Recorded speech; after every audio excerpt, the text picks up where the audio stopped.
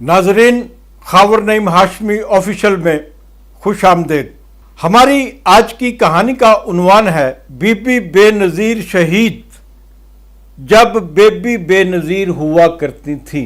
नाजरीन, जुल्फ़िकार अली भुट्टो को फांसी से बचाने के लिए पूरे मुल्क में एहतजाज हो रहे थे, मुजाहरे हो रहे थे, वकला सड़कों पर थे, तलबा सड़कों पर थे, ख़वातीन सड़कों पर थी और दानिश्वर तक जो है वो मुजाहरे कर रहे थे। ज़िंदगी का कोई ऐसा शोबा नहीं था जिसके लोग जुल्फ़िकार अली भुट्टो को फांसी से बचाने के लिए सड़कों पर ना आए हों। इसी दौरान में जबकि अवाम ने देखा कि इन एहतजाजों, इन मुजाहरों का ज़ियाउल हक की हुकूमत पर कोई असर नहीं हो रहा, तो फैसला कर लिया कि भुट्टो की ज़िंदगी बचाने के लिए भुट्टो के कारकुन अपनी जानों के नजराने पेश करें और इस हवाले से खुद सोजियां करने का अमल शुरू होता है। भुट्टो को फांसी से बचाने के लिए 3 लोग अपनी जानों की कुर्बानी दे चुके थे और चौथा वाकया पेश आया उकाड़ा में। मैं आपको बताता चलूं कि ये वो ज़माना था जब पंजाब में पाकिस्तान पीपल्स पार्टी बहुत ज़्यादा पॉपुलर जमात थी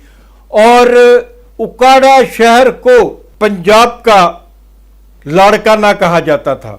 उकाड़ा में पीपल्स पार्टी के हामी वकला का एहतजाजी मुजाहरा चल रहा था कि अचानक एक बड़ा वाकया रूनुमा हो गया। वकला के एहतजाजी मुजाहरे से कुछ दूर खड़े हुए एक रेडी फरोश ने खुद पर तेल छिड़क कर आग लगा ली। वकला का जुलूस एकदम मुंतशिर हो जाता है और सारे वकला और तमाम लोग जो जुलूस के साथ साथ चल रहे थे, आम शहरी, दुकानदार, जितना भी एरिया था, सब लोग वहां जमा हो गए और वो उस जलते हुए पीपल्स पार्टी के हामी रेडी फरोश को जलते हुए देखने लगे। इसी असना में वहां पर रोजनामा मुसावात का रिपोर्टर मुनीर चौधरी भी मौजूद था। जुलूस में पुलिस के भी लोग कसीर तादाद में मौजूद थे। मुनीर चौधरी ने, जो नुमाइंदा मुसावात था उकाड़ा में, उसने शोर मचाना शुरू कर दिया कि इसको बचाओ, इसको बचाओ, इसको बचाओ।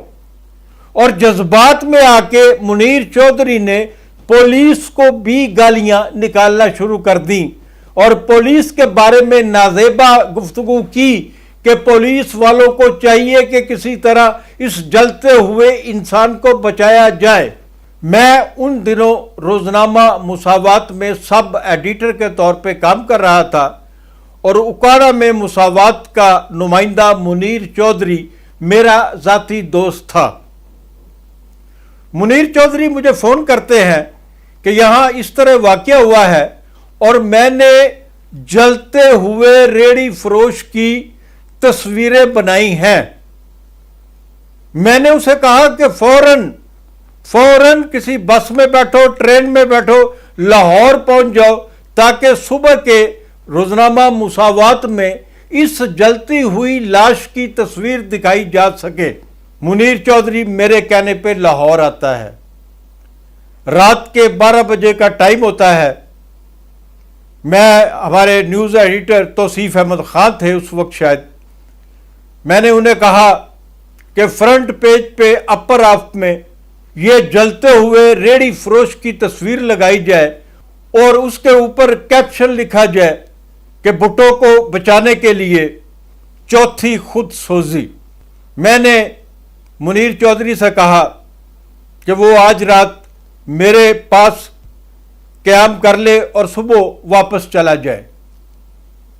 मुनीर चौधरी जब अगली सुबह ट्रेन के जरिए उकाड़े पहुंचता है तो रेलवे स्टेशन पर उसके दर्जनों दोस्त और हामी मौजूद होते हैं और सहाफ़ी मौजूद होते हैं।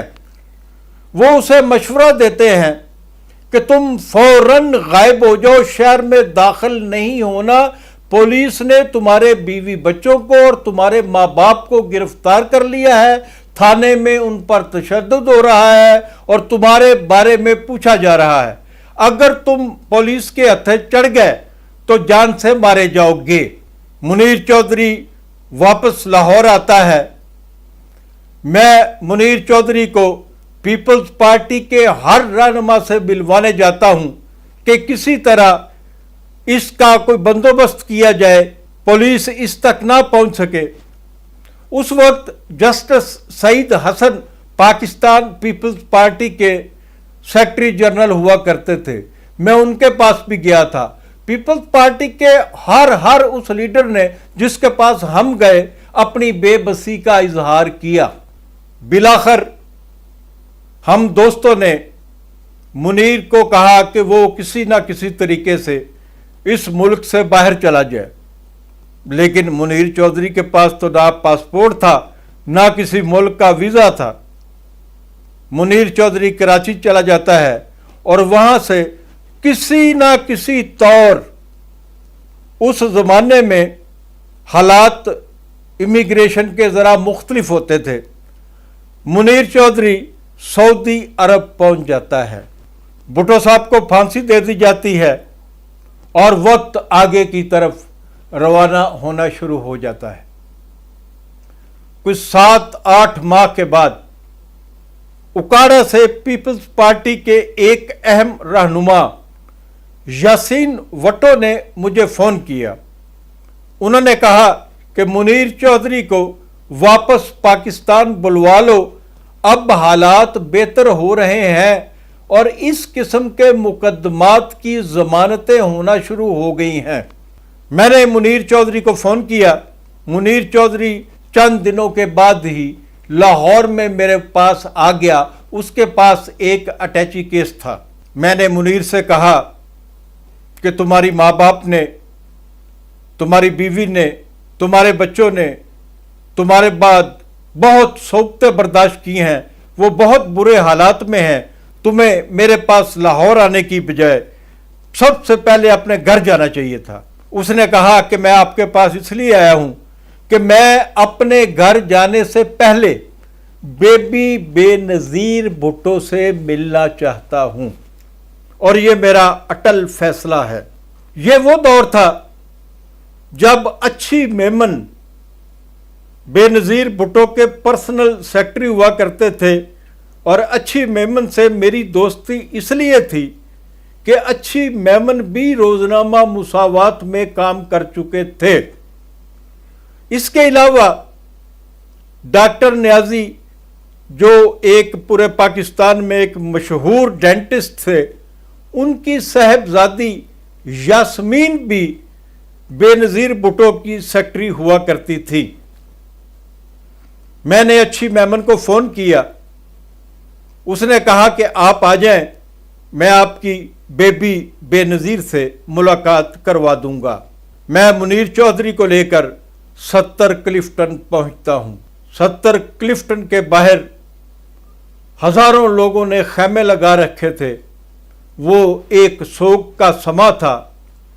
जब हम 70 क्लिफ्टन के अंदर दाखिल होते हैं तो बेबी बेनज़ीर एक नुक्कड़ में बैठी सिंधी खवातीन से गुफ्तगू कर रही थी और जो बात मैंने सुनी बेबी बेनज़ीर भुट्टो की, वो सिंधी खवातीन को तलकीन कर रही थी कि सिंध और कराची लाज़िम मलजूम है और सिंधी खवातीन को, मर्दों को, बच्चों को उर्दू भी सीखनी चाहिए क्योंकि उर्दू हमारी कौमी ज़ुबान भी है और उर्दू कराची के रहने वाले भी बोलते हैं और इस तरह उर्दू सीख कर कराची और अंदरूने सिंध के लोग इनमें यगानगत पैदा हो सकती है।